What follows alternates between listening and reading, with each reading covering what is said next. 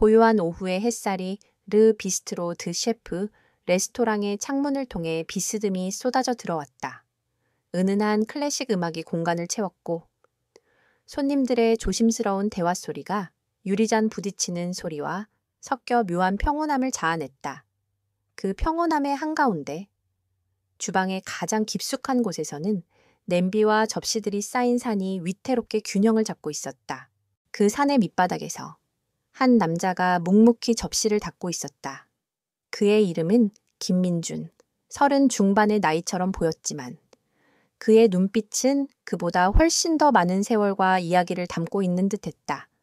그의 손은 크고 투박했지만 접시를 다루는 움직임은 놀라울 정도로 부드럽고 정확했다.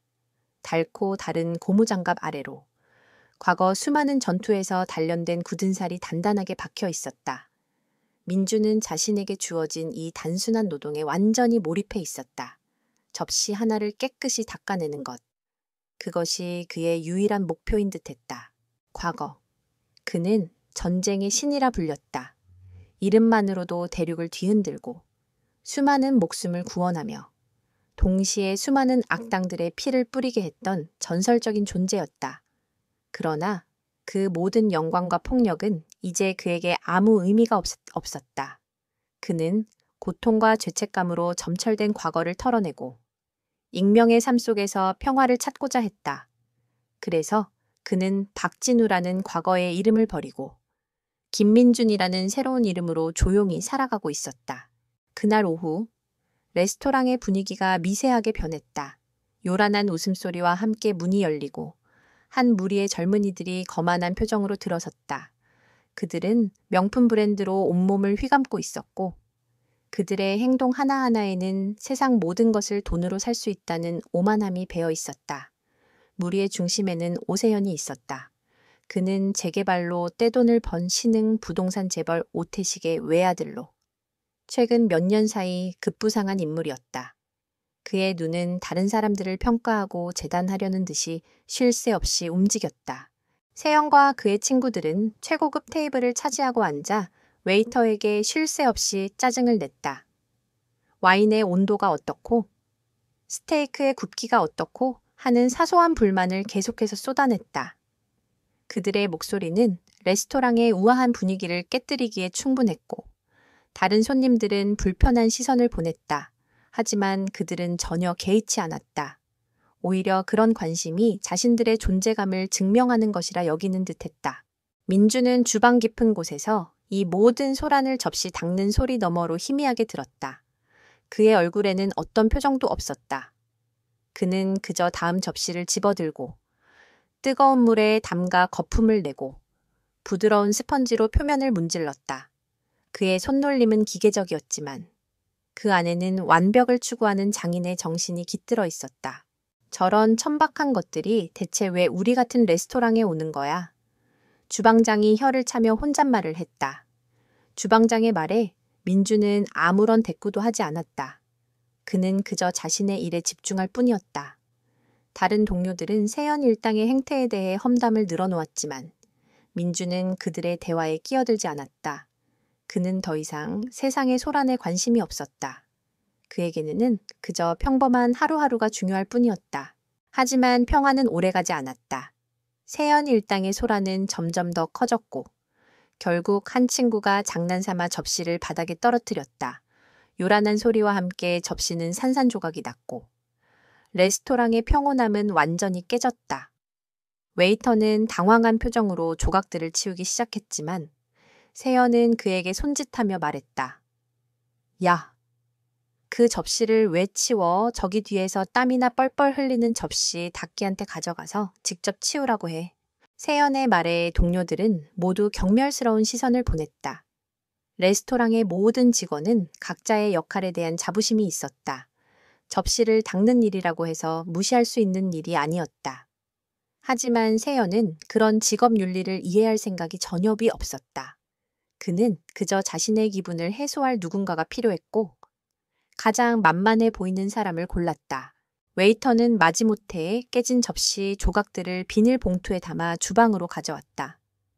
민준 씨, 죄송하지만 그는 민준에게 봉투를 건네며 곤란한 표정을 지었다.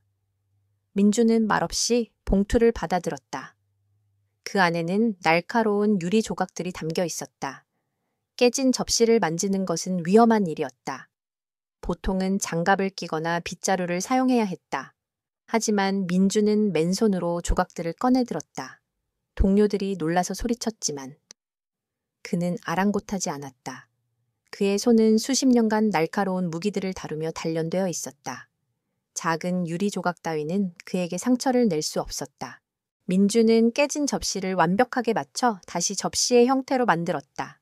마치 퍼즐을 맞추는 것처럼 그의 손은 정확하고 거침이 없었다.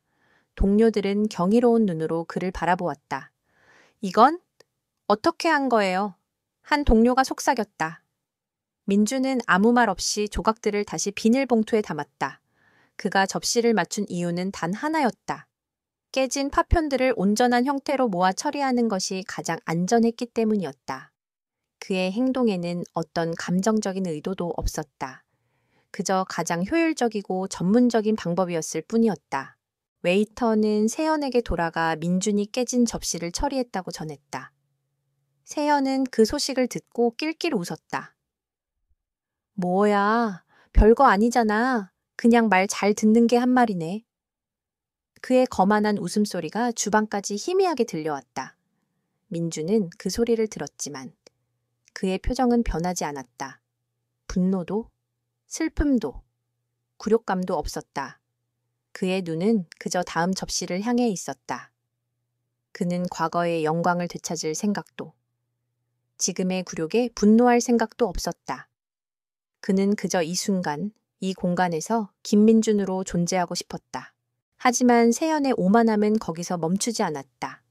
그는 민준을 완전히 무시하며 주방장에게까지 가서 접시 닦기를 바꾸라고 요구했다.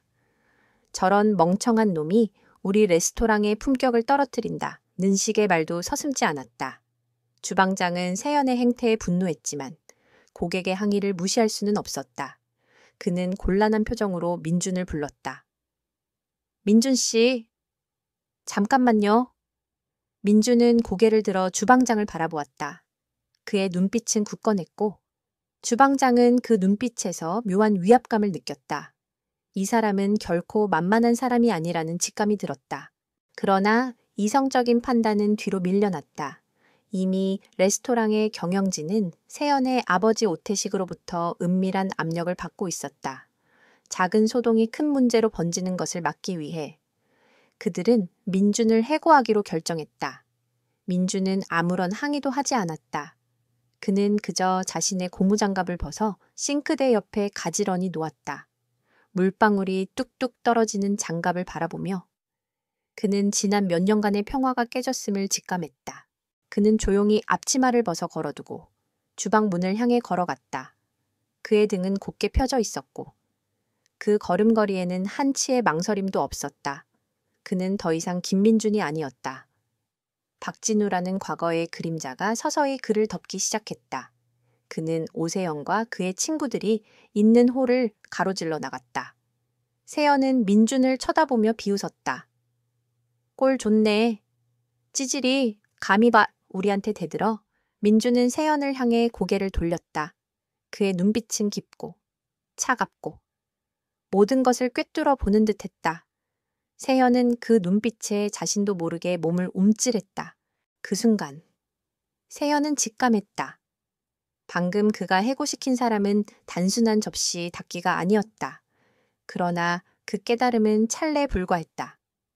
오만함은 두려움을 금세 덮어버렸고 그는 다시 비웃음을 되찾았다. 뭐야, 뭘 꼬라봐 빨리 꺼져. 민주는 아무 말 없이 레스토랑 문을 나섰다. 등 뒤로 들려오는 세연의 웃음소리가 마치 멀리서 들려오는 메아리처럼 느껴졌다. 그는 하늘을 올려다보았다. 도시의 하늘은 뿌옇고 답답했다. 평화로운 삶을 꿈꾸던 그의 바람은 이렇게 사소하고 오만한 사건으로 인해 산산조각이 나버렸다. 이제 그는 다시 전쟁터로 돌아가야만 했다. 접시를 닦던 손은 이제 다른 것을 집어들게 될 것이었다. 그리고 그가 집어들 것은 오만함과 부패로 가득 찬 이 세상을 뒤흔들 무기들이었다. 그의 조용한 복수는 이미 시작되었다. 이틀 후, 르 비스트로 드 셰프 레스토랑의 분위기는 여전히 무겁고 불안정했다.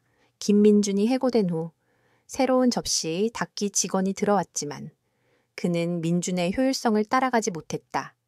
쌓여가는 접시 더미는 주방의 다른 직원들에게까지 부담을 주었고 주방장의 얼굴에는 근심이 가득했다. 모두가 조용히 민준의 빈자리를 실감하고 있었다.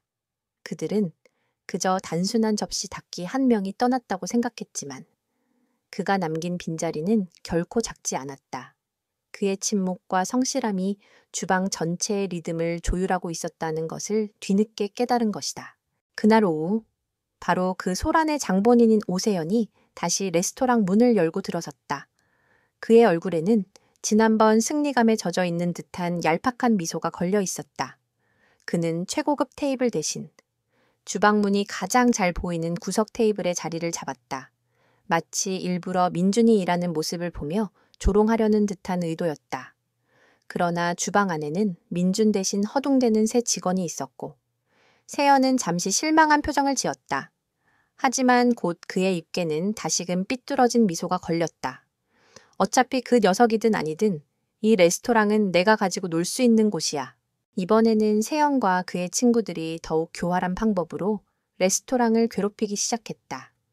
그들은 와인잔에 이물질이 들어갔다고 거짓으로 항의했고 스테이크의 굽기가 달라졌다며 요리사를 호출해 윽박질렀다. 심지어는 식사 중에 일부러 포크를 바닥에 떨어뜨리고는 저기 바닥 좀 깨끗하게 해줘요라며 비아냥거렸다.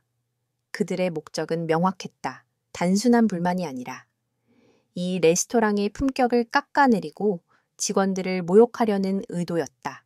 주방장은 세연 일당의 행동에 분노가 치밀었지만 속수무책이었다. 그들의 뒤에는 오태식이라는 거대한 권력이 있었기 때문이었다. 주방장은 웨이터에게 세연 일당이 요구하는 모든 것을 들어주라고 지시했다. 하지만 웨이터들이 아무리 노력해도 그들의 불만은 끝이 없었다. 레스토랑 전체의 분위기는 살얼음판을 걷는 듯 긴장감으로 가득 찼다. 바로 그때 레스토랑의 총지배인인 김선우가 모습을 드러냈다. 선우는 이 레스토랑의 모든 운영을 총괄하는 책임자로 예리한 눈썰미와 뛰어난 위기관리 능력으로 정평이 나 있었다. 그는 평소에는 잘 나타나지 않았지만 레스토랑의 평판이 위협받을 때면 언제나 직접 나섰다. 선우는 오세연이 김민준을 해고시키도록 압력을 넣었다는 사실을 알고 있었다. 그는 민준을 만나본 적은 없지만 주방장으로부터 민준의 비범함에 대한 이야기를 들은 터였다. 그래서 그는 세연 일당의 행동이 단순한 불만이 아니라 어떤 의도된 괴롭힘이라는 것을 직감했다. 선우는 조용히 세연의 테이블로 다가갔다. 손님, 불편을 드려 죄송합니다. 그의 목소리는 차분했지만 그 안에는 강철 같은 단호함이 느껴졌다. 혹시 저희 레스토랑의 어떤 점이 손님의 기대에 미치지 못했는지 상세히 말씀해 주실 수 있겠습니까? 저희는 손님의 의견을 경청하여 개선할 의향이 있습니다. 세연은 선우의 태도에 잠시 당황했다. 보통의 총지배인이라면 바로 사과부터 하고 보상을 제안했을 텐데. 선우는 오히려 당당하게 문제의 본질을 파고들었다. 아니, 뭐? 특별히 문제랄 것까진 없고 그냥 모든 게 좀 시원찮네. 세연은 어물거리며 말했다. 그의 오만함은 강한 상대 앞에서 잠시 움츠러들었다. 저번에 왔을 때도 그랬고 오늘도 그렇고 영서비스가 엉망이잖아. 특히 그 접시 닦기 녀석 말이야. 얼굴만 봐도 짜증나게 생겼는데. 세연은 민준을 언급하며 다시금 비아냥거렸다. 선우의 눈빛이 싸늘해졌다. 그는 민준이 해고당한 이유가 바로 이 남자의 억지였다는 것을 다시금 상기했다. 손님, 저희 직원들은 모두 각자의 위치에서 최선을 다하고 있습니다.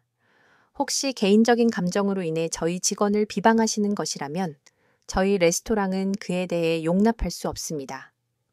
선우의 말은 단호했고 그의 눈은 세연의 거짓말을 꿰뚫어 보는 듯했다. 세연은 선우의 눈을 피하며 괜히 목소리를 높였다. 뭐라고 이봐? 내가 누군지 알아? 우리 아버지가 여기 레스토랑 건물주하고도 친해. 당장 사과해. 이때였다. 레스토랑 문이 다시 열리고 민준이 들어섰다. 그는 해고된 직원이지만 며칠 동안 잊고 간 물건이 있어 잠시 들른 참이었다. 그의 차림새는 여전히 소박했다. 평범한 티셔츠와 낡은 청바지 차림이었지만 그의 눈빛은 흔들림이 없었다. 그는 선우와 세연이 마주보고 있는 모습을 보았다. 그리고 세연의 테이블 위에 놓인 접시들이 반짝반짝 빛나고 있다는 것을 알아차렸다. 그것은 주방의 새 직원이 아닌 그가 직접 닦아두었던 접시들이었다. 마치 그가 떠났음을 증명하려는 듯 세연이 일부러 주문한 것이었다. 세연은 민준을 발견하고 쾌재를 불렀다. 야, 너였구나. 찌질이. 해고당하고도 잊지 못해서 다시 온 거야. 꼴 좋다. 세연은 일어나 민준에게 다가가며 거만한 태도로 말했다. 민준은 아무런 대꾸도 하지 않았다. 그의 시선은 세연의 뒤에 서 있는 친구에게 고정되어 있었다. 그 친구는 민준이 주방에서 깨진 접시 조각을 맨손으로 맞추는 모습을 보았던 바로 그 웨이터였다. 그는 민준이 겪은 굴욕을 목격했지만 아무런 힘도 쓸 수 없었던 무력감에 괴로워하고 있었다. 야, 뭐 번거리라도 됐냐? 말 좀 해보라고.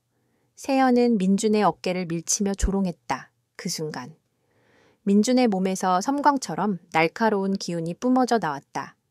그것은 마치 수많은 전쟁터에서 생사를 오가며 단련된 전사의 기운이었다. 세연은 그 기운에 눌려 자신도 모르게 뒤로 한 발짝 물러섰다. 그의 등줄기에는 식은땀이 흘렀다. 너 뭐야? 민준은 그제야 입을 열었다. 그의 목소리는 낮고 조용했지만 레스토랑 전체를 울리는 듯한 힘이 있었다. 나는 이곳의 접시 닦기였습니다. 그의 말에 세연은 다시금 비웃음을 되찾았다. 그래 접시. 닦기 찌질한 접시 닦기가 내 앞에서 폼을 잡는 거야. 하지만 민준은 세연을 무시하고 총지배인 선우에게로 시선을 돌렸다. 총지배인님, 저는 잠시 제 개인 물건을 가지러 왔을 뿐입니다. 더 이상 이 레스토랑에 폐를 끼치고 싶지 않습니다. 그의 말은 단정하고 예의 바른 태도였지만 선우는 그에게서 어떤 알 수 없는 힘을 느꼈다. 선우는 민준의 눈을 바라보며 말했다. 김민준 씨, 저는 당신의 해고를 납득할 수 없습니다. 저희는 당신이 다시 돌아와 주시기를 바랍니다. 선우의 말은 진심이었다. 그는 그 짧은 순간 민준이 얼마나 대단한 사람인지 직감적으로 깨달았던 것이다. 하하하, 웃기는 소리. 접시 닦기한테 돌아와 달라고? 이 레스토랑 수준이 딱 그거였나. 세연은 기가 막힌다는 듯이 웃었다. 하지만 민준은 더 이상 그에게 관심이 없었다. 그는 선우에게 정중히 고개를 숙여 인사하고 레스토랑의 한쪽 구석에 놓여있던 작은 가방 하나를 집어들었다. 그 안에는 그가 사용하던 낡은 고무장갑과 앞치마가 들어있었다. 그는 그것들을 품에 안고 조용히 레스토랑을 나섰다. 민준이 떠난 후에도 세연은 한동안 그가 남긴 묘한 기운에 압도되어 말을 잇지 못했다. 그의 오만함은 잠시나마 꺾였지만 그 굴욕감은 곧 분노로 바뀌었다. 저 자식 감히 나를 무시해두고 봐. 내가 반드시 너를 찾아내서 완전히 밟아버릴 거야. 세연은 친구들에게 으스대며 맹세했다. 그러나 그가 알지 못하는 것이 있었다.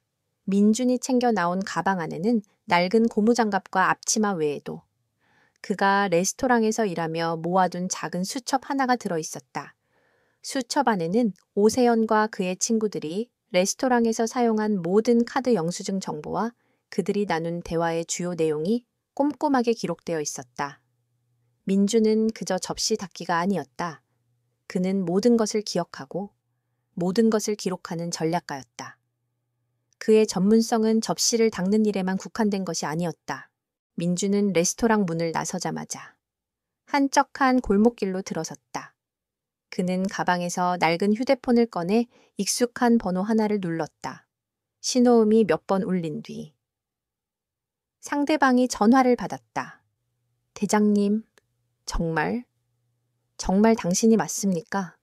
수화기 너머로 들려오는 목소리는 격앙되어 있었지만 동시에 깊은 존경심이 묻어 있었다. 민주는 조용히 말했다. 오랜만이야, 김상병. 이제 일이 좀 생겼어. 내가 보낸 자료를 확인하고 내일 아침까지 내게 보고해줘. 그의 목소리는 차분했지만 명령에 익숙한 이들만이 알아들을 수 있는 강력한 힘이 담겨 있었다. 수화기 너머의 김상병은 잠시 말을 잃었다. 그는 전쟁의 신이 다시 돌아왔음을 직감했다. 민주는 전화를 끊고 주머니에 손을 넣었다. 그의 손에는 작은 수첩이 꽉 쥐어져 있었다. 오세연은 자신이 평범한 접시 닭기를 괴롭혔다고 생각했지만 그는 알지 못했다. 자신이 건드린 것은 단순한 개미 한 마리가 아니라 거대한 제국을 무너뜨릴 수 있는 전쟁의 신이었다는 것을. 이제 평화는 끝났다. 끓어오르는 분노 대신 차갑고 계산적인 복수가 그의 심장 속에서 꿈틀거리기 시작했다. 민주는 도시의 복잡한 골목길을 걸었다. 그의 발걸음은 가볍고 조용했지만 그가 지나간 자리에는 거대한 힘의 그림자가 드리워지는 듯했다. 그는 더 이상 김민준이라는 이름으로 살아갈 필요가 없었다. 해고당한 접시 닭기의 삶은 끝났다. 이제 그는 다시 박진우로서의 삶, 즉 전쟁의 신으로서의 삶으로 돌아가야 했다. 그의 목적지는 작고 허름한 사무실이었다. 그곳은 과거 그가 이끌었던 비밀 정보 조직의 위장기지 중 하나였다. 조직은 몇 년 전 그가 은퇴를 선언하며 해체되었지만 핵심 인물들은 여전히 그의 명령을 기다리며 은신하고 있었다. 사무실 문을 열자 실내의 쾌쾌한 먼지 냄새가 코를 찔렀다. 그러나 그에게는 익숙한 냄새였다. 탁자 위에는 오래된 컴퓨터 한 대가 놓여 있었고 벽면에는 낡은 지도가 걸려 있었다. 그 모든 것들이 과거의 영광과 피냄새를 상기시켰다. 민주는 컴퓨터를 켜고 어제 밤새도록 수집한 자료들을 정리하기 시작했다.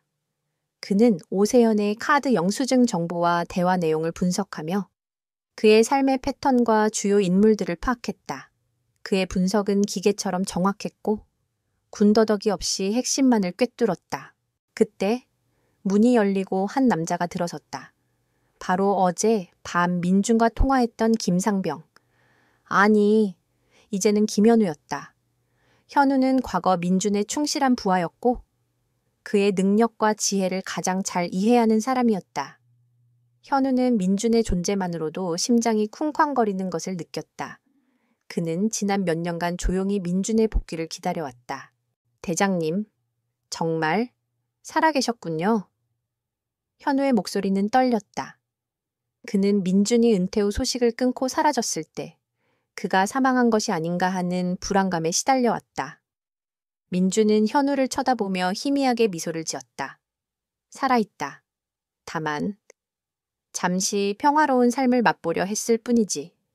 현우는 민준의 뺨에 난 작은 상처를 발견하고는 주먹을 꽉 쥐었다. 그 상처는 오세연의 친구가 실수로 던진 유리 조각에 긁힌 것이었다. 그 순간 현우는 오세연이 어떤 존재를 건드렸는지 전혀 알지 못한다는 것을 깨달았다. 민주는 현우에게 오세연과 그의 아버지 오태식에 대한 자료를 건넸다. 오태식의 신흥 재벌 타이틀은 허상에 불과해 부동산 재개발 사업을 빌미로 온갖 불법적인 자금을 끌어모으고 정치권과 엮여 부패의 사슬을 만들었을 가능성이 높아 오세연은 그 그림자의 상징에 불과해. 민준의 목소리는 차갑게 분석적이었다. 그는 이미 오태식의 모든 것을 꿰뚫어 보고 있었다. 현우는 민준의 지시대로 자료를 분석하기 시작했다. 그는 밤을 새워가며 오태식의 모든 사업체와 그의 정치적 연주를 파헤쳤다. 그의 분석 결과는 민준의 예상과 정확히 일치했다. 오태식은 재개발 사업에 막대한 부채를 안고 있었고 그 부채를 메우기 위해 불법 자금 세탁과 뇌물 제공을 일삼고 있었다. 그리고 그 모든 비리에는 한 사람의 이름이 지속적으로 등장했다. 바로 최근 급부상한 정치인 장태호 의원이었다. 장 의원은 오태식의 뒤를 봐주며 그 대가로 막대한 정치 자금을 받고 있었다. 대장님, 오태식의 핵심은 장태호 의원입니다.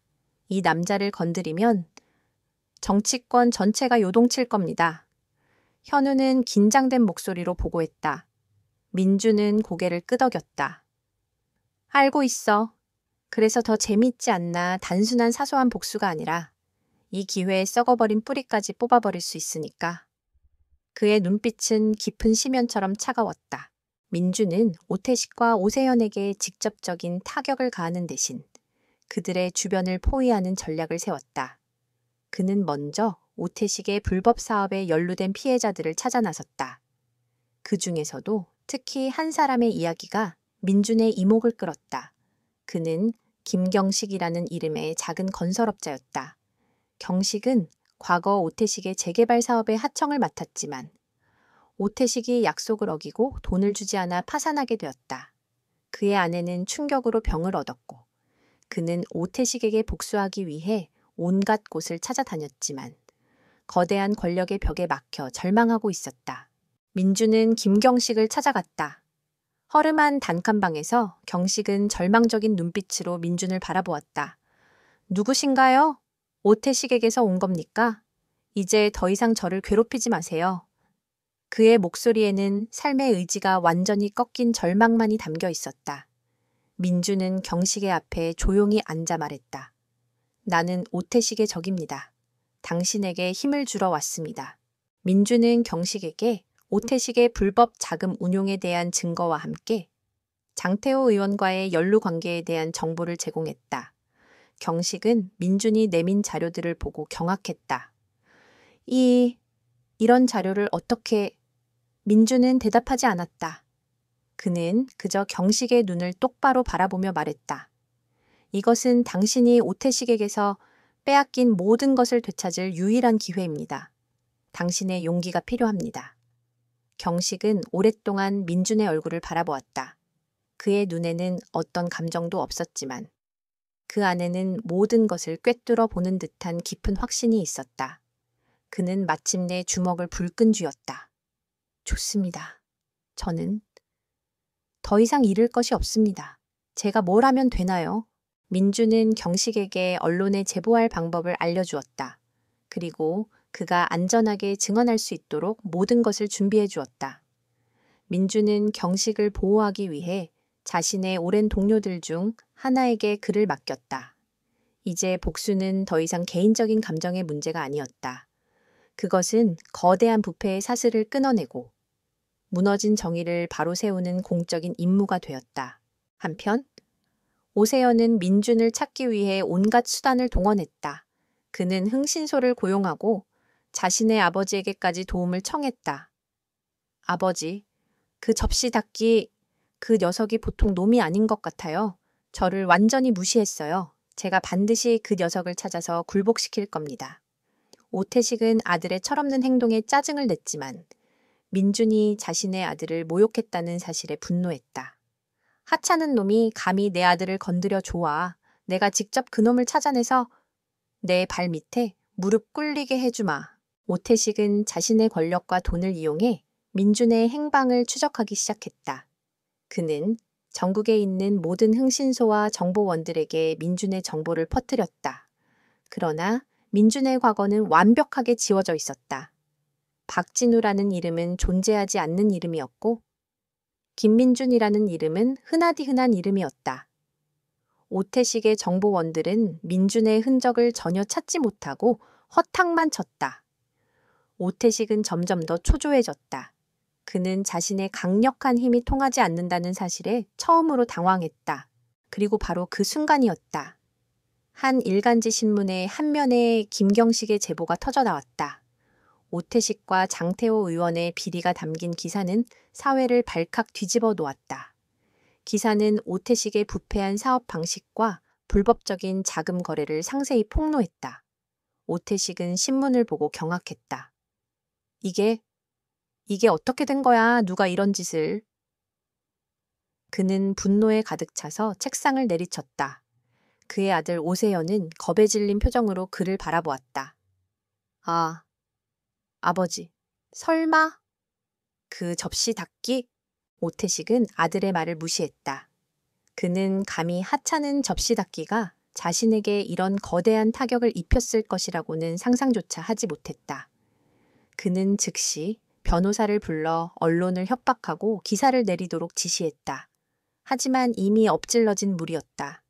신문 기사는 삽시간에 온라인 커뮤니티와 소셜미디어를 통해 퍼져나갔고 사람들은 분노했다. 검찰은 여론의 압력에 못 이겨 오태식에 대한 내사를 시작했다. 오태식의 거대한 제국에 첫 번째 균열이 생겨났다. 그는 자신이 상대하고 있는 것이 단순한 개미 한 마리가 아니라 자신을 통째로 집어삼킬 수 있는 거대한 뱀이라는 것을 알지 못했다.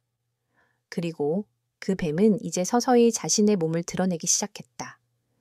민주는 조용히 창밖을 바라보았다. 그의 손에는 따뜻한 커피잔이 들려 있었다. 그는 복수라는 잔인한 게임을 시작했지만 그의 표정은 놀라울 정도로 평온했다. 그에게 이 모든 것은 이미 계산된 수순이었다. 오태식의 사무실은 아수라장이었다. 전화는 쉴 새 없이 울렸고 기자들은 끊임없이 인터뷰를 요청했다. 그의 얼굴은 분노와 공포로 일그러져 있었다. 이게 대체 무슨 짓이야? 누가 이런 자료를 흘린 거야? 그는 비서에게 고함을 질렀다. 비서는 겁에 질린 채 떨고 있을 뿐이었다. 오태식은 자신이 구축한 견고한 제국이 하찮은 소동 하나로 흔들리고 있다는 사실을 믿을 수 없었다. 그의 머릿속에는 오직 한 가지 생각만이 맴돌았다. 이 모든 것이 우연일까? 아니면 누군가의 계획된 함정일까? 바로 그때 오세연이 사무실 문을 박차고 들어왔다. 아버지, 제가 말씀드렸잖아요. 그 접시 닦기. 그 녀석이 범인이라고요. 그의 목소리는 광기에 가까웠다. 오태식은 아들의 말을 무시했다. 그는 감히 하찮은 접시, 닦기가 자신과 장태호 의원의 은밀한 거래를 알아낼 수 있을 것이라고는 상상조차 하지 않았다. 그는 아들이 불안감에 헛소리를 한다고 생각했다. 닥쳐, 말도 안 되는 소리 하지 마. 그 녀석은 그냥 하찮은 놈일 뿐이야.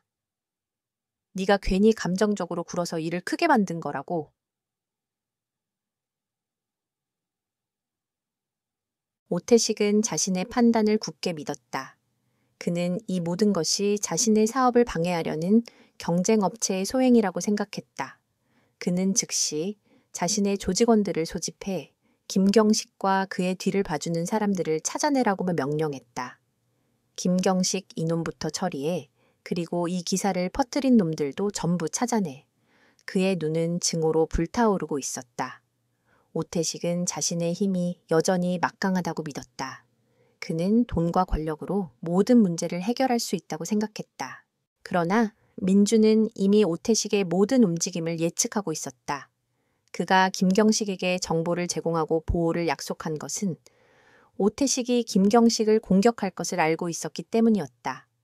민주는 오태식의 행동이 김경식을 더 큰 위험에 빠뜨릴 수 있다는 것을 알았고, 그래서 그는 경식에게 오태식의 조직원들이 접근할 것을 예상하고 미리 대피책을 마련해 두었다. 그는 경식의 주변에 자신의 오랜 동료들을 배치해 오태식의 조직원들이 접근할 경우 즉시 그들을 무력화하고 경식의 안전을 확보하도록 지시했다. 밤이 깊어졌다. 오태식이 보낸 검은 옷의 사내들이 김경식의 집 주변에 모여들었다. 그들은 흉기를 들고 경식의 집으로 향했다. 그때였다. 어둠 속에서 그림자처럼 나타난 민준의 동료들이 그들을 순식간에 제압했다. 그들의 움직임은 조용하고 신속했으며 오태식의 조직원들은 자신들이 무엇을 당하고 있는지도 모른 채 땅바닥에 쓰러졌다. 그들은 민준의 동료들이 전문가라는 것을 직감했다. 이 소식을 들은 오태식은 충격에 휩싸였다. 도대체 저놈들은 누구야? 단순한 경호원들이 아니잖아. 그의 목소리는 공포로 떨렸다. 그는 이제 이 모든 것이 단순한 우연이 아니라는 것을 깨달았다. 누군가 자신을 의도적으로 노리고 있다는 것을 직감했다. 그리고 그 누군가가 김경식이라는 하찮은 건설업자를 이용해 자신을 공격하고 있다는 것을 알았다. 오태식은 이 모든 것의 배후에 있는 존재에 대해 생각하기 시작했다. 그리고 그의 머릿속에 떠오른 단 한 명의 인물. 바로 자신의 아들이 그토록 경멸했던 접시 닦기였다. 오태식은 믿을 수 없었다. 하찮은 접시 닦기가 어떻게 자신에게 이런 거대한 타격을 입힐 수 있단 말인가. 그는 분노와 함께 굴욕감을 느꼈다. 그는 더 이상 비즈니스 경쟁으로 이 문제를 해결할 수 없다는 것을 깨달았다. 이제는 전쟁이었다. 그는 자신의 모든 인맥과 자금을 동원해 민준의 신원을 파헤치기 시작했다. 그는 검찰, 경찰, 심지어 국가정보원까지 동원해 김민준이라는 이름의 남자의 모든 기록을 조사했다. 그러나 그가 찾은 것은 아무것도 없었다. 김민준은 평범한 신분증을 가진 평범한 사람이었다. 그러나 그의 과거 기록은 깨끗했다. 마치 세상에 존재하지 않았던 사람처럼. 그의 흔적은 어디에도 없었다. 오태식은 점점 더 초조해졌다. 그는 마치 유령과 싸우고 있는 듯한 기분이 들었다. 그는 자신의 권력이 통하지 않는다는 사실에 처음으로 절망감을 느꼈다. 민주는 멀리서 이 모든 상황을 지켜보고 있었다. 그는 오태식의 모든 움직임을 예측했고 그의 모든 시도를 무력화시켰다. 그는 오태식이 자신을 찾을수록 더욱 깊은 함정에 빠질 것이라는 것을 알고 있었다. 민주는 오태식의 주변에 있는 다른 인물들에게도 손을 뻗기 시작했다. 그는 오태식의 사업에 연루된 다른 기업들과 정치인들에게 익명으로 경고 메시지를 보냈다. 메시지는 짧고 간결했지만 그 안에는 오태식의 비리에 대한 구체적인 증거들이 담겨 있었다. 메시지를 받은 사람들은 겁에 질렸다. 그들은 오태식의 힘을 믿었지만 그들의 안위를 위협할 수 있는 더 거대한 그림자의 존재를 직감했다. 오태식의 제국에 또 다른 균열이 생기기 시작했다. 그의 동맹들은 하나둘씩 그에게서 등을 돌리기 시작했다. 오태식은 자신의 권력과 돈이 더 이상 자신을 보호해주지 못한다는 것을 깨달았다. 그의 가장 강력한 무기였던 권력과 돈이 이제는 그를 향한 칼날이 되어 돌아오고 있었다. 오태식은 결국 마지막 카드를 꺼내들었다. 그는 오세연의 친구들 중 하나에게 직접 연락을 취했다. 그 친구는 오태식의 불법 사업에 대한 일부 정보를 알고 있었고 그 정보를 이용해 오태식에게 돈을 요구하고 있었다. 오태식은 그 친구를 불러 협상을 제안했다. 네가 알고 있는 모든 정보를 내게 넘겨. 그러면 너는 이 모든 소동에서 안전하게 빠져나갈 수 있어. 그리고 내가 너에게 큰 돈을 줄게. 오태식의 제안은 교활했다. 그는 그 친구를 이용해 자신을 공격하는 세력을 알아내고 동시에 자신의 죄를 은폐하려 했다. 하지만 그 친구는 오태식의 제안을 거절했다. 회장님, 저는 더 이상 회장님을 믿을 수 없습니다. 저는 제 자신의 안전을 위해 제가 가진 모든 정보를 언론에 넘길 겁니다. 그 친구의 말에 오태식은 경악했다. 그는 자신의 아들을 통해 이 모든 일이 시작되었다는 사실을 다시 한번 상기했다. 아들의 오만함이 자신의 제국을 무너뜨리고 있었다. 오태식은 더 이상 이성을 유지할 수 없었다. 그는 분노와 절망에 휩싸여 그 친구를 공격하려 했다. 하지만 그 친구는 이미 민준에게 보호를 요청한 상태였다. 민준은 오태식과 그 친구의 모든 대화를 도청하고 있었다. 민준은 오태식이 감정적으로 행동할 것이라는 것을 예측했고 그가 실수를 하기를 기다리고 있었다. 그리고 그 순간이 마침내 왔다. 오태식은 자신의 권력과 돈이 통하지 않자 폭력이라는 가장 원시적인 방법을 사용했다. 민준은 조용히 자신의 동료들에게 명령을 내렸다. 오태식이 직접 폭력을 행사했다는 증거를 확보해 그리고 그 증거를 즉시 검찰에 넘겨 민준의 목소리는 차분했지만 그 안에는 모든 것을 끝내겠다는 결의가 담겨 있었다. 오태식은 자신의 마지막 무기마저 스스로 무력화시키고 있었다. 그는 자신이 파놓은 함정에 스스로 빠져들고 있었다. 이 모든 것은 오세연의 사소한 오만함에서 시작된 것이었다. 하찮은 접시 닦기를 무시한 대가로 그의 거대한 제국은 서서히 무너지고 있었다. 오태식은 자신의 사무실에서 분노에 찬 고해성을 질렀다. 그는 자신의 손발처럼 움직이던 측근들이 하나둘씩 등을 돌리고 있다는 것을 깨달았다. 검찰의 내사가 시작되자 오태식의 불법 사업에 연루된 기업들은 앞다투어 그에게서 발을 빼기 시작했다. 그들은 오태식의 권력을 믿었지만 이제 그 힘이 자신들을 보호해 줄 수 없다는 것을 직감했다. 오태식의 거대한 제국은 마치 거대한 거미줄처럼 서서히 해체되고 있었다. 오세연은 겁에 질려 있었다. 그는 아버지의 사무실에서 며칠째 숨어 지내며 세상과의 연락을 끊고 있었다. 그는 자신이 건드린 것이 단순한 접시 닦기가 아니라 아버지의 거대한 제국을 무너뜨릴 수 있는 괴물이라는 것을 깨달았다. 그의 오만함은 순식간에 공포로 바뀌었다. 그는 아버지의 분노가 자신에게 향할까 두려워 떨고 있었다. 이게 다 너 때문이야. 너의 그 하찮은 자존심 때문에 이 모든 일이 벌어진 거라고. 오태식은 아들을 향해 소리쳤다. 오세연은 아무 말도 하지 못했다. 그는 아버지의 눈빛에서 자신을 향한 증오를 읽었다. 그가 평생을 당연하게 누려왔던 모든 것이 하찮은 접시 닦기 한 명 때문에 무너지고 있었다. 민주는 이 모든 상황을 조용히 지켜보고 있었다. 그는 자신의 계획이 완벽하게 실행되고 있음을 확인했다. 그는 오태식의 주변 인물들을 상대로 심리전을 펼쳤고 그들의 탐욕과 공포심을 이용해 오태식의 제국을 내부에서부터 무너뜨렸다. 민주는 오태식이 감정적으로 행동하고 실수를 저지를 것이라고 예측했고 그의 예측은 정확하게 맞아떨어졌다. 오태식은 자신의 힘이 통하지 않자 폭력이라는 가장 원시적인 방법을 사용했고 그 증거는 이미 민준의 손에 들어 있었다. 민준은 이제 오태식의 숨통을 조일 마지막 단계를 준비했다. 그는 오태식의 가장 중요한 거래처 중 하나인 송도그룹에 대한 정보를 파헤치기 시작했다. 송도그룹은 오태식의 가장 큰 자금줄이었고 송도그룹의 회장 박영민은 오태식의 가장 강력한 동맹이었다.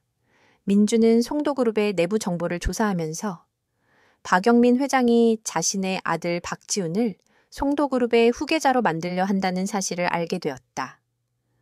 박지훈은 유능했지만 박영민 회장은 그를 신뢰하지 못하고 있었다. 민주는 이 점을 이용하기로 했다. 그는 익명으로 박지훈에게 접근했다.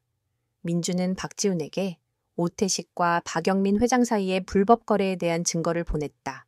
그 증거는 완벽했고 박지훈은 충격에 휩싸였다. 그는 자신의 아버지가 오태식과 같은 부패한 인물과 거래하고 있다는 사실에 경악했다. 민주는 박지훈에게 연락을 취했다. 송도그룹은 오태식의 다음 희생양이 될 겁니다. 박 회장은 아버지를 배신한 오태식을 결코 용서하지 않을 겁니다. 그리고 회장님을 돕는 유일한 방법은 오태식과의 관계를 끊는 것입니다. 민준의 말에 박지훈은 혼란에 빠졌다. 그는 아버지의 비리를 알리고 싶지 않았지만 오태식 때문에 송도그룹이 무너지는 것을 원하지 않았다. 민주는 박지훈의 고민을 예측하고 있었다. 그는 박지훈에게 또 다른 메시지를 보냈다. 오태식은 이미 자신의 측근들을 배신했습니다.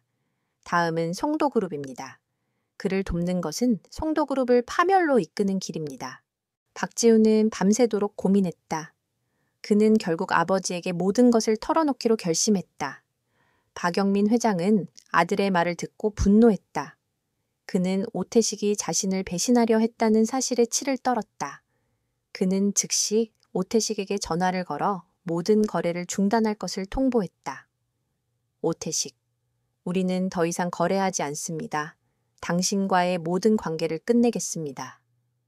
박영민 회장의 목소리는 차갑고 단호했다. 오태식은 충격에 빠졌다.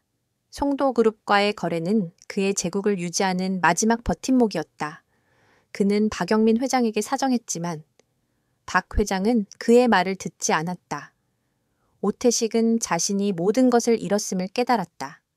그는 더 이상 돈도, 권력도, 동맹도 없었다.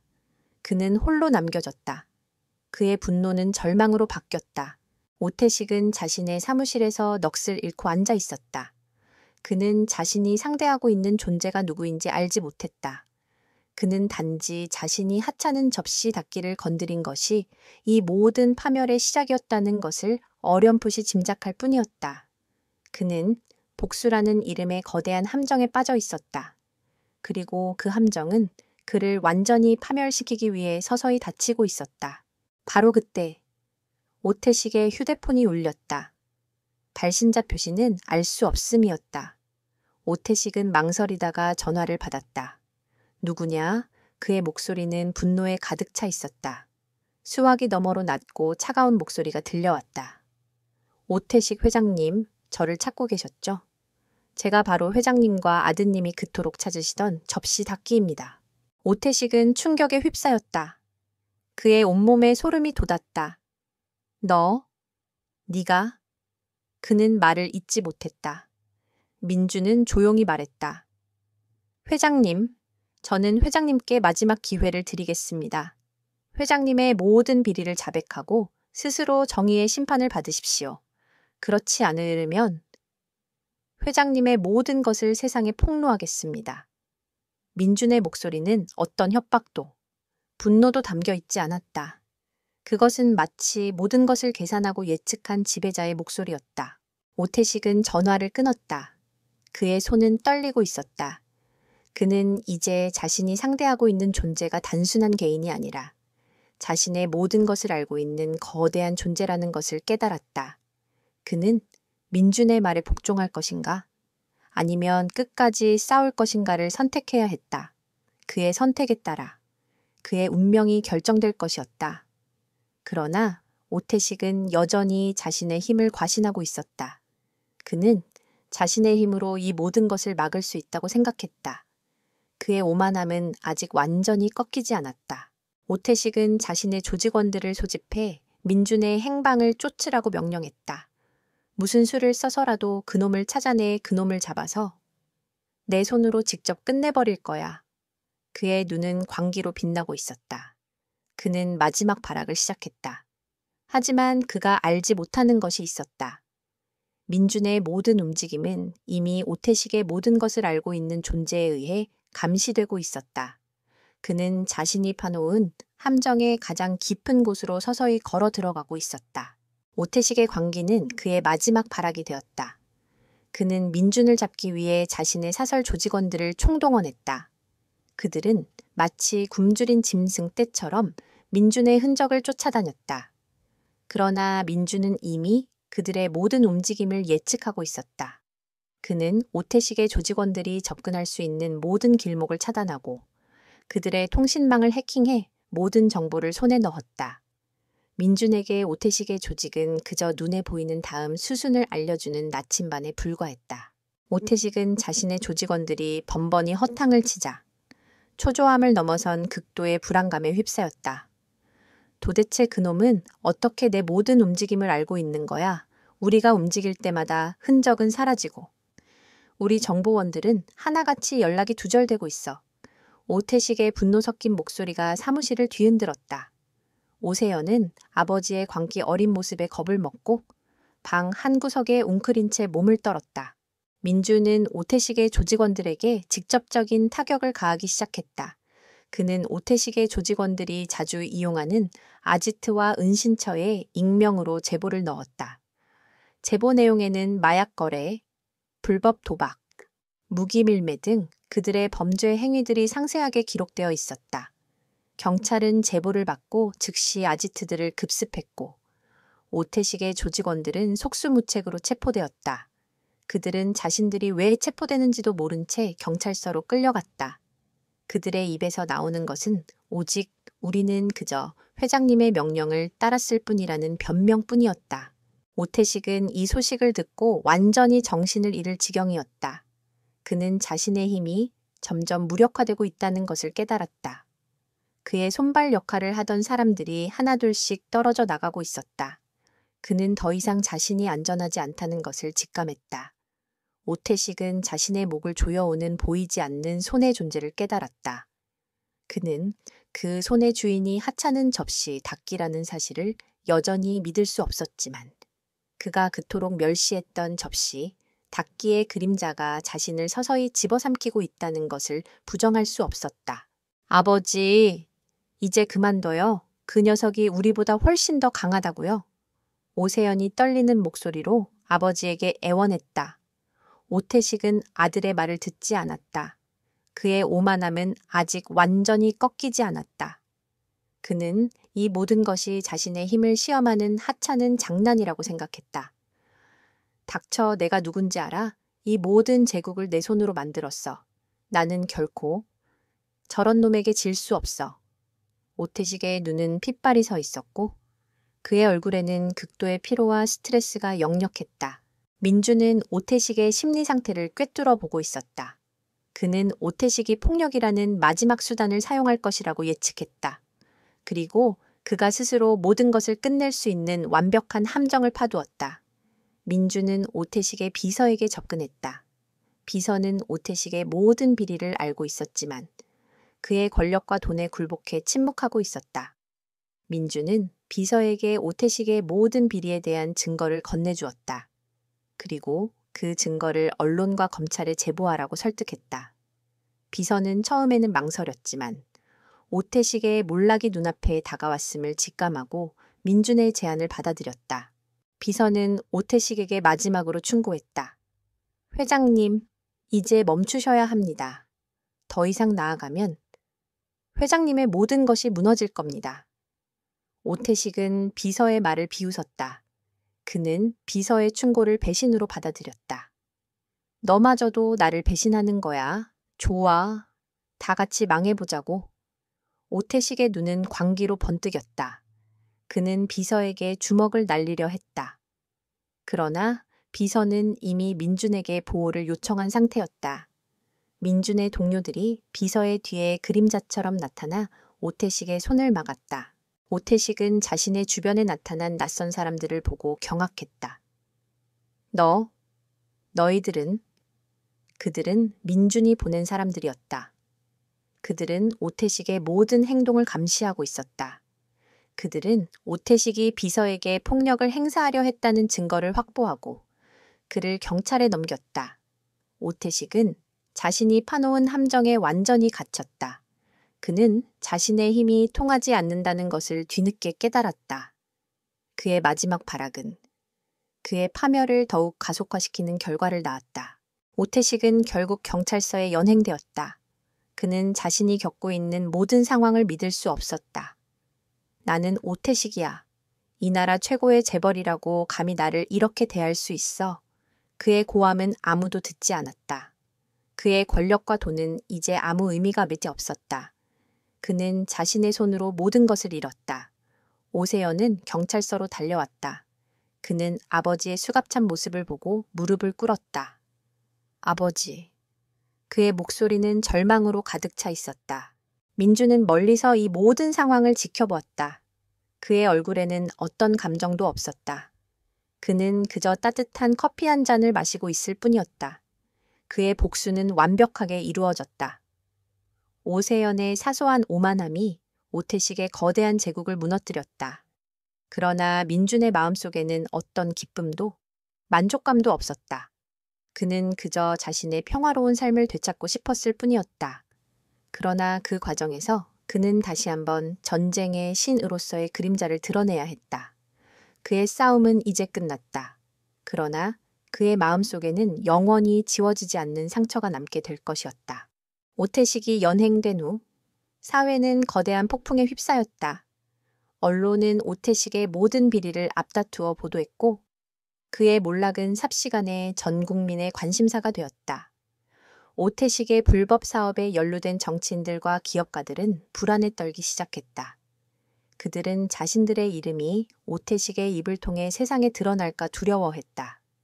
오태식의 제국은 완전히 붕괴되었고 그와 관련된 모든 권력과 돈은 순식간에 사라졌다. 민주는 자신의 은신처에서 뉴스를 보며 조용히 커피를 마셨다. 그의 얼굴에는 어떤 표정도 없었다.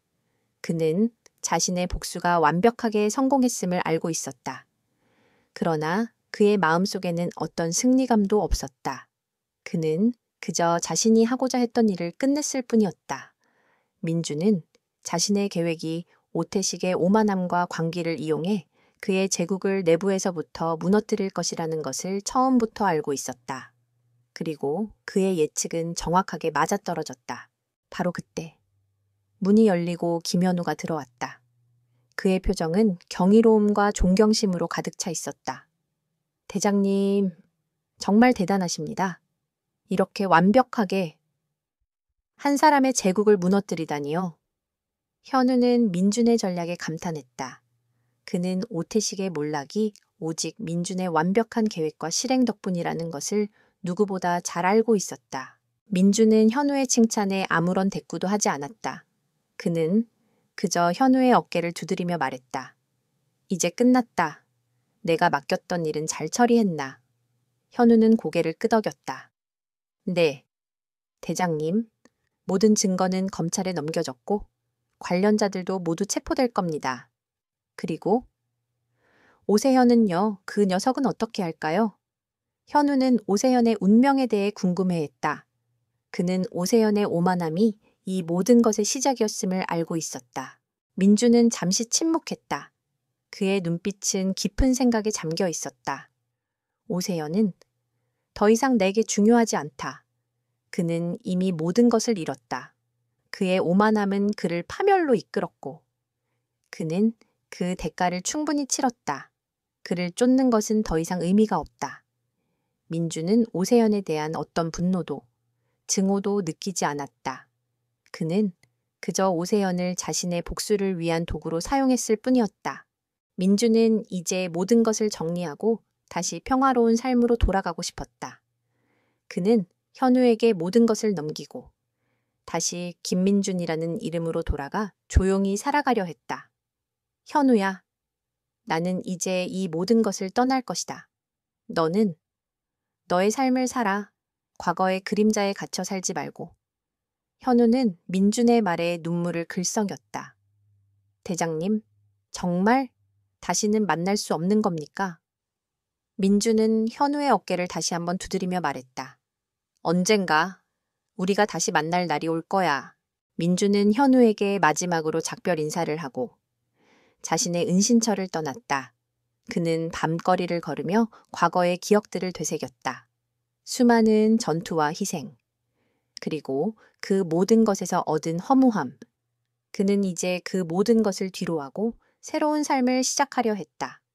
그는 다시 한번 익명의 삶 속으로 사라졌다. 한편 오세현은 아버지의 몰락을 지켜보며 극심한 공포와 절망감에 시달리고 있었다. 그는 자신이 평생을 누려왔던 모든 것이 한순간에 사라졌음을 깨달았다. 그의 명품 옷과 고급 자동차는 이제 아무 의미가 없었다. 그는 친구들에게 버림받았고 사람들의 조롱과 비난을 받았다. 그는 모든 것을 잃었다.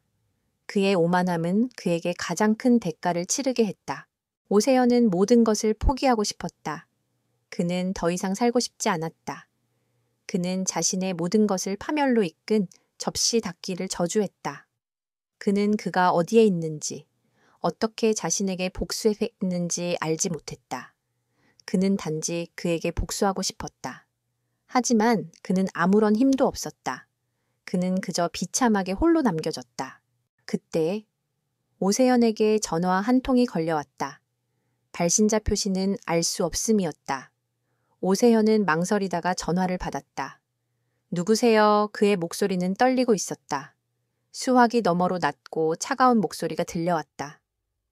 오세현 군, 나를 찾고 있었나? 나는 네가 그토록 멸시했던 접시 닫기다. 오세현은 충격에 휩싸였다. 네가. 그는 말을 잇지 못했다. 민주는 조용히 말했다. 오세현 군, 나는 너를 용서하지 않는다. 그러나 너의 아버지처럼 너를 파멸시키지는 않을 것이다. 너는 이미 충분한 대가를 치렀다. 이제 너의 삶은 너의 손에 달렸다. 과거의 오만함과 절망에 갇혀 살지 말고 새로운 삶을 시작해라. 민준의 목소리는 어떤 조롱도, 증오도 담겨 있지 않았다. 그것은 마치 모든 것을 꿰뚫어 보는 지혜로운 스승의 목소리 같았다. 오세현은 전화를 끊었다. 그의 손은 떨리고 있었다. 그는 민준의 말에 깊은 감동을 받았다. 그는 자신을 파멸시킨 민준이 자신에게 용서와 새로운 삶의 기회를 주었다는 사실에 놀랐다.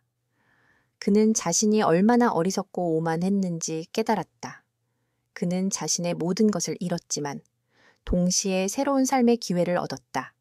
그는 이제 더 이상 과거의 오세연이 아니었다. 민주는 조용히 전화를 끊었다. 그는 오세연에게 마지막 메시지를 남겼다. 그는 오세연이 자신의 삶을 다시 시작할 수 있기를 바랐다. 그는 복수가 모든 것을 해결해주지 않는다는 것을 알고 있었다. 진정한 해결은 용서와 새로운 시작에 있었다. 민주는 이제 자신의 삶을 다시 시작하려 했다. 그는 모든 것을 정리하고 다시 평화로운 삶으로 돌아가려 했다. 그의 싸움은 이제 완전히 끝났다. 그리고 그는 다시 한번 익명의 삶 속으로 사라졌다. 오태식의 몰락은 단순한 한 개인의 파멸이 아니었다. 그것은 마치 거대한 도미노처럼 그의 제국과 얽혀있던 모든 부패한 사슬을 연쇄적으로 무너뜨렸다. 검찰은 오태식과 관련된 모든 기업과 정치인들을 전방위적으로 수사하기 시작했고 수많은 인물들이 줄줄이 체포되거나 조사를 받았다. 사회는 정의가 실현되고 있다는 희망적인 분위기에 휩싸였지만 동시에 그들이 알지 못했던 추악한 진실들에 경악했다. 모든 것은 한때에 전쟁의 신이라 불렸던 한 남자가 조용히 시작한 복수의 결과였다. 민주는 이 모든 소란에서 멀리 떨어진 곳에 있었다. 그는 다시 김민준이라는 이름으로 돌아왔다. 그가 처음 접시 닦기로 일하던 레스토랑의 주인은 오태식의 압력 때문에 어쩔 수 없이 그를 해고했다는 사실을 알고 있었고 민준에게 다시 일해달라고 간곡히 부탁했다. 민준은 잠시 망설였지만 결국 그 제안을 받아들였다. 그는 그곳에서 얻었던 평온한 삶을 다시 되찾고 싶었다. 민준이 레스토랑 주방으로 돌아온 첫날. 분위기는 이전과 완전히 달랐다. 동료들은 그를 경이로운 눈빛으로 바라보았다. 그들은 민준이 오태식이라는 거대한 재벌을 무너뜨린 장본인이라는 것을 어렴풋이 짐작하고 있었다. 주방장은 민준의 손을 잡고 눈물을 글썽였다. 민준 씨, 정말 죄송했습니다. 제가 너무 무력했습니다. 민준은 조용히 미소를 지으며 고개를 저었다. 괜찮습니다. 저는 그저 제가 해야 할 일을 했을 뿐입니다. 민준은 다시 낡은 고무장갑을 끼고 접시를 닦기 시작했다. 그의 움직임은 이전처럼 조용하고 정확했다. 그러나 그의 손놀림에는 이전보다 더 깊은 평온함이 느껴졌다. 그는 더 이상 과거의 그림자에 갇혀 있지 않았다. 그는 이제 자신이 선택한 삶을 살고 있었다. 그날 오후, 한 남자가 레스토랑 문을 열고 들어왔다. 그는 바로 김선우. 레스토랑의 총지배인이었다. 그는 민준을 발견하고 놀란 표정을 지었다. 김민준 씨, 정말 돌아오셨군요. 그의 목소리에는 깊은 존경심이 묻어 있었다. 선우는 민준의 비범함을 처음으로 알아본 사람이었다. 그는 민준이 해고된 후 그에게 무슨 일이 일어났는지 궁금해했다. 그리고 오태식의 몰락 소식을 듣고 이 모든 것이 민준의 계획이었다는 것을 직감했다. 선우는 민준에게 고개를 숙여 인사했다. 저희 레스토랑을 대신해서 감사드립니다. 회장님 덕분에 저희는 썩은 물을 걸러낼 수 있었습니다. 선우는 민준이 한 일의 의미를 정확히 이해하고 있었다. 민준은 자신을 위해서가 아니라 모두를 위해 싸웠다. 그는 자신의 손으로 정의를 실현했다. 하지만 민준은 선우의 감사에 아무런 대답도 하지 않았다. 그는 그저 묵묵히 접시를 닦을 뿐이었다. 그는 자신이 한 일이 어떤 의미를 갖는지 알고 있었지만 그것을 굳이 말로 표현하고 싶지 않았다. 그는 그저 다시 평화로운 삶을 살고 싶었다. 그날 밤, 레스토랑은 평소처럼 문을 닫았다. 민주는 마지막 접시를 닫고 주방을 정리했다. 그때 한 사람이 주방 문 앞에 서 있는 것을 발견했다. 그는 바로 오세연이었다. 오세연은 낡고 허름한 옷을 입고 있었다. 그의 얼굴에는 오만함 대신 깊은 절망과 후회가 가득했다. 그는 민준을 발견하고 몸을 떨었다. 민준은 오세연을 보자마자 모든 것을 이해했다. 그는 오세연이 자신에게 용서를 구하러 왔다는 것을 직감했다. 민준은 오세연에게 다가갔다. 오세연은 무릎을 꿇고 울음을 터뜨렸다. 죄송합니다. 정말 죄송합니다. 제가 너무 어리석었습니다. 제가 너무 오만했습니다. 그의 눈에서는 후회의 눈물이 쉴 새 없이 흘러내렸다. 민주는 오세연의 어깨를 두드렸다. 일어나라. 민준의 목소리는 조용했지만 그 안에는 깊은 연민이 담겨 있었다. 오세연은 고개를 들었다. 민주는 오세연의 눈을 똑바로 바라보며 말했다. 나는 너를 용서한다. 너는 이미 충분한 대가를 치렀다. 이제 네 삶을 다시 시작해라. 과거의 죄에 갇혀 살지 말고. 오세연은 민준의 말에 깊은 감동을 받았다. 그는 자신을 파멸시킨 민준이 자신에게 용서와 새로운 삶의 기회를 주었다는 사실에 놀랐다. 그는 민준의 손을 잡고 고개를 숙였다. 감사합니다. 정말 감사합니다. 민준은 오세연의 손을 놓았다. 이제 너의 길을 가라. 내게는 더 이상 너의 도움이나 복종이 필요하지 않다. 그저 내 삶을 살아가라. 오세연은 민준의 말을 듣고 조용히 고개를 끄덕였다. 그는 민준의 얼굴을 한 번 더 바라보고는 뒤돌아서서 어둠 속으로 사라졌다. 그는 민준의 말대로 새로운 삶을 시작할 것이었다. 그는 이제 더 이상 과거의 오세연이 아니었다. 민준은 다시 주방으로 돌아왔다. 그는 마지막으로 남은 접시 하나를 집어들었다. 그 접시는 오세연이 처음에 깨뜨렸던 그 접시와 똑같은 종류였다. 민준은 접시를 깨끗이 닦고 조심스럽게 찬장에 올려두었다. 그의 얼굴에는 희미한 미소가 걸려 있었다.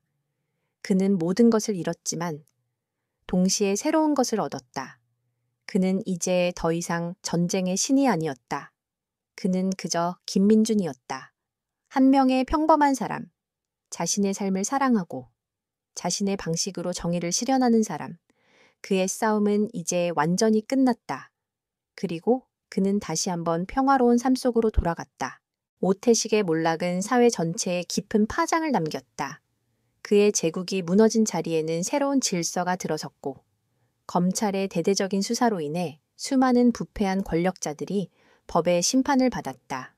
사람들은 이 모든 것을 정의의 승리라고 불렀고 이 소동의 시작이 한때 르비스트로 드 셰프, 레스토랑에서 일하던 이름 없는 접시 닫기로부터 비롯되었다는 사실을 아는 사람은 거의 없었다. 그들은 그저 이 모든 것이 자연스러운 사회 정화 과정의 일부라고 생각했다. 하지만 레스토랑 사람들은 달랐다. 주방의 직원들은 민준의 돌아옴을 진심으로 반겼고 그를 존경의 눈빛으로 바라보았다. 그들은 민준이 그들을 대신해 거대한 악과 싸웠다는 것을 직감했다. 그들은 민준에게 영웅 대접을 하고 싶었지만 민준은 그 모든 것을 거부했다. 그는 그저 다시 평범한 접시 닫기로 돌아왔다. 그의 손놀림은 여전히 빠르고 정확했으며 그는 묵묵히 자신의 일을 해냈다. 그에게는 어떤 영광도 어떤 칭송도 필요 없었다. 민준은 주방에서 조용히 일하며 평화로운 나날을 보냈다. 그는 더 이상 과거의 그림자에 갇혀 있지 않았다. 그는 자신의 삶을 사랑했다. 그는 더 이상 전쟁의 신이 아니었다. 그는 그저 김민준이었다. 그는 아침 일찍 레스토랑에 나와 주방을 정리하고 동료들과 함께 식사를 하고 밤늦게까지 접시를 닦았다. 그의 삶은 단순했지만 그 안에는 깊은 만족감이 있었다. 어느 날 오후 레스토랑의 총지배인인 김선우가 민준에게 다가왔다. 선우는 민준에게 깊은 존경심을 가지고 있었다. 그는 민준의 비범함을 가장 먼저 알아본 사람이었고 민준이 오태식이라는 거대한 재벌을 무너뜨리는 과정을 지켜보며 그의 뛰어난 능력과 지혜에 감탄했다. 선우는 민준에게 레스토랑의 부주방장 자리를 제안했다. 민준 씨, 당신의 능력은 접시 닦기로만 머물러 있기에는 너무 아깝습니다. 부주방장 자리는 당신 같은 유능한 인재에게 꼭 필요한 자리입니다. 민준은 선우의 제안에 잠시 망설였다. 그는 부주방장 자리가 자신의 삶을 복잡하게 만들 것이라는 것을 알고 있었다. 그는 더 이상 권력과 명예를 원하지 않았다. 그는 그저 평화로운 삶을 살고 싶었다. 민주는 선우에게 조용히 말했다. 총지배인님, 감사합니다. 하지만 저는 이 자리가 좋습니다. 저는 그저 접시를 닦고 싶습니다. 민준의 목소리에는 어떤 아쉬움도 미련도 없었다. 그는 진심으로 이 자리를 사랑했다. 선우는 민준의 진심을 이해했다. 그는 민준의 선택을 존중했다. 그는 민준에게 더 이상 아무런 제안도 하지 않았다. 그는 그저 민준의 어깨를 두드리며 말했다. 알겠습니다. 민준 씨의 결정을 존중하겠습니다. 하지만 기억해 주십시오. 언제든 마음이 바뀌시면 부주방장 자리는 항상 민준 씨를 기다리고 있을 겁니다. 민준은 다시 접시 닦는 일에 집중했다. 그의 손은 쉴 새 없이 움직였고 그의 눈은 깊은 생각에 잠겨 있었다. 그는 자신이 왜 접시 닦기로 돌아왔는지 알고 있었다. 그것은 그에게 있어서 일종의 속죄였다. 과거. 그는 수많은 사람들의 피를 흘리게 했다. 그의 손은 무고한 사람들의 피로 더럽혀져 있었다. 그는 그 모든 것을 잊고 싶었지만 그럴 수 없었다. 그래서 그는 접시를 닦는 일을 선택했다. 깨끗한 물로 더러운 접시를 닦는 것은 그에게 있어서 자신의 죄를 씻어내는 행위와 같았다. 민준의 삶은 평화로웠지만 그의 마음속에는 여전히 과거의 상처가 남아 있었다. 그는 가끔씩 밤에 잠을 이루지 못하고 악몽에 시달렸다. 그는 자신이 죽였던 사람들의 얼굴을 보았고 그들의 절규를 들었다. 그는 자신이 한 일이 옳았다고 믿었지만 그 모든 것에서 벗어날 수는 없었다. 그는 자신의 영혼에 깊은 상처를 입었다. 민주는 그날 밤 레스토랑의 뒷마당에서 혼자 앉아 있었다. 그는 담배를 피우며 밤하늘을 올려다보았다. 도시의 밤하늘에는 별이 보이지 않았다. 그는 자신의 삶이 마치 별이 없는 밤하늘 같다고 생각했다. 과거에는 찬란한 별들이 있었지만 이제는 모든 것이 사라지고 어둠만이 남아 있었다. 그때 한 사람이 그의 옆에 조용히 앉았다. 그는 바로 김현우였다. 현우는 민준이 레스토랑에 다시 돌아왔다는 소식을 듣고 그를 찾아왔다. 현우는 민준의 얼굴에서 깊은 고독과 슬픔을 보았다. 그는 민준이 과거의 상처에서 벗어나지 못했다는 것을 직감했다. 현우는 민준의 어깨를 조용히 두드렸다. 대장님, 괜찮으십니까?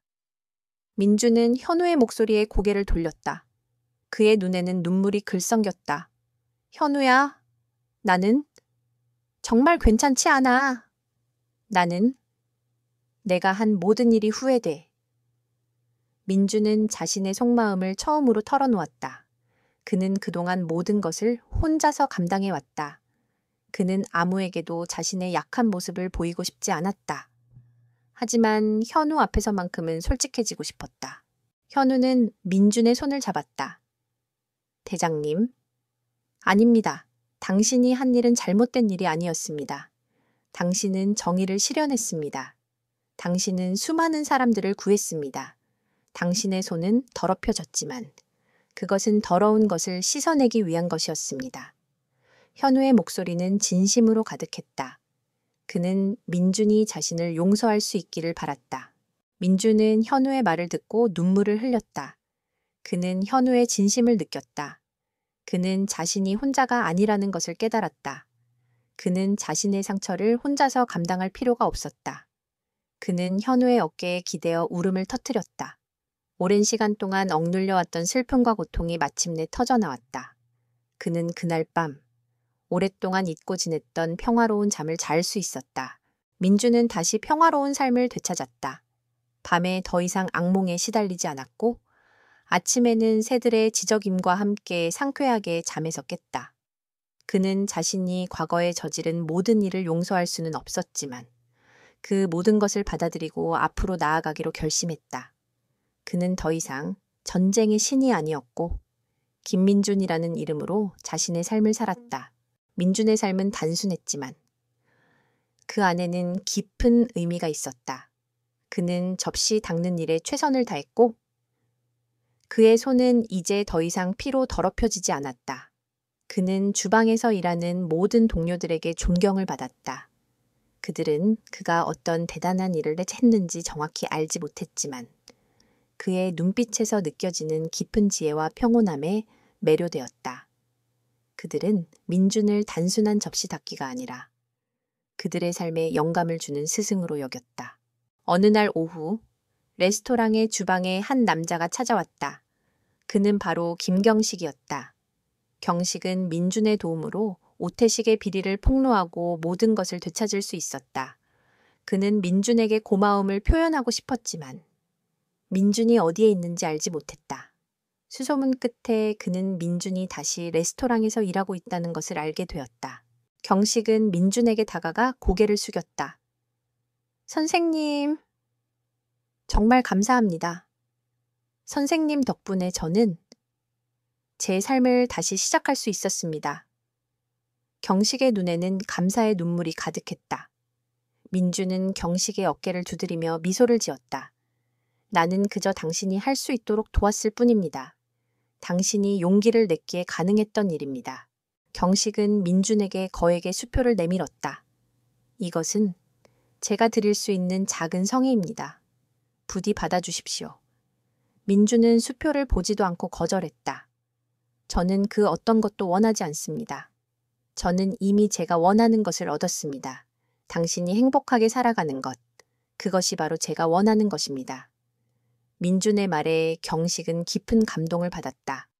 그는 민준이 진정으로 어떤 사람인지 깨달았다. 그는 민준의 손을 잡고 다시 한번 고개를 숙여 인사했다. 감사합니다. 선생님, 저는 선생님의 은혜를 평생 잊지 않겠습니다. 경식은 민준의 앞에서 조용히 사라졌다. 민준은 다시 접시를 닦기 시작했다. 그의 삶은 변함이 없었다. 그는 그저 자신이 선택한 삶을 살았다. 그는 더 이상 과거의 그림자에 갇혀 있지 않았다.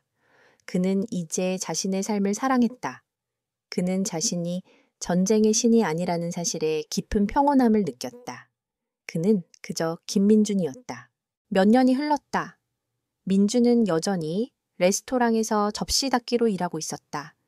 그의 얼굴에는 잔잔한 미소가 항상 걸려 있었다. 그는 더 이상 과거의 악몽에 시달리지 않았다.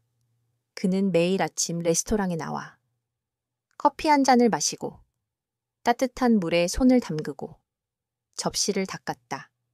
그의 삶은 단순하고 반복적이었지만 그 안에는 깊은 만족감이 있었다. 그날 오후 민주는 마지막 접시를 닦고 있었다. 창밖으로는 붉은 석양이 지고 있었다. 석양빛이 주방 안으로 쏟아져 들어와 민준의 얼굴을 비추었다. 그의 얼굴은 평화로워 보였다.